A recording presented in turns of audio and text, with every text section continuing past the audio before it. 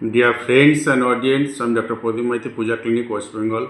আশা করি আপনারা সবাই ভালো আছেন, সুস্থ আছেন।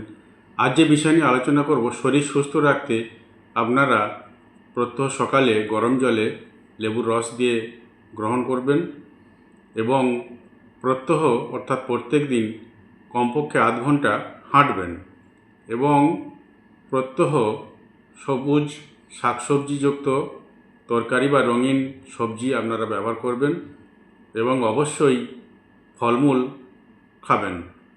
আর ফাস্টফুড যতটা সম্ভব এড়িয়ে যাবেন। এই ফাস্টফুডের মধ্যে অনেক রকম কেমিক্যালস রয়েছে, সেগুলো মানব শরীরে ক্ষতি করে। আর জল পর্যাপ্ত পরিমাণে গ্রহণ করতে হবে এবং দৈনিক পর্যাপ্ত পরিমাণে আমাদের ঘুমের প্রয়োজন, 6 থেকে 8 ঘন্টা ঘুমের প্রয়োজন, এটা যেন গ্রহণ করা হয়। আর নিয়মিত ব্যায়াম করতে হবে। এগুলি হলে মোটামুটি আমাদের শরীরটা সুস্থ রাখতে সাহায্য করবে। আরেকটি জিনিস, যাদের গ্যাস, অ্যাসিড, অম্বল, অ্যাসিড ইত্যাদি সবসময় লেগেই থাকে, তাদের লাউ এবং পেঁপের তরকারি আপনারা গ্রহণ করবেন। এতে গ্যাস্ট্রিকের মেডিসিন আশা করি গ্রহণ করতে হবে না। আর কাঁচকলা তরকারি আপনারা গ্রহণ করবেন। এই কাঁচকলা তরকারি গ্রহণ করলে অনেকটা আমাদের শরীরে উপকার দেখা দেয়।